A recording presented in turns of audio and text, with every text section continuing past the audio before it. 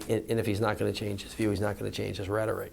And that's a shame. I think we've noticed from him that one thing he is not going to do is change. And I think Joe Biden is the person that is best situated to beat him.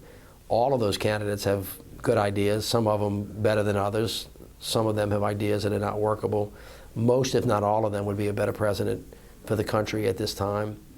Impeach! 45! Impeach! 45! Impeach! 45!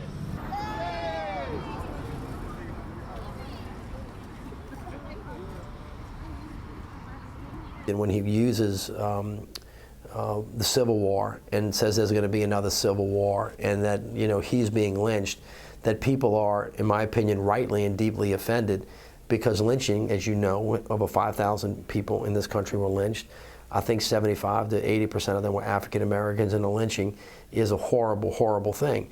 And to compare himself as a victim to somebody like that it occurred to is just misplaced, and it's wrong. And it says a lot about where his head is. My feelings about the country are very different. I think the leader of the free world ought to be trying to bring people together, not to separate them. I think that we're better together. I think that at the end of the day, most of the people in the country believe that. But when the leader of the free world is trying to tear you apart and he's got the biggest microphone, you know, lots of people hear that.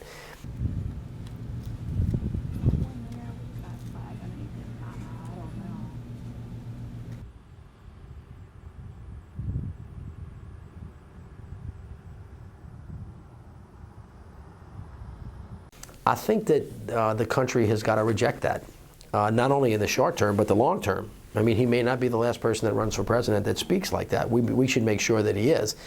Now, politically, people can consider themselves to be conservative, but at the same time reject this notion of white nationalism and hatred of judging people based on race, creed, color, sexual orientation, and nation of origin. He seems to have made a decision that the only way he can survive is not to do that. I think the country has to soundly reject those kinds of ideas.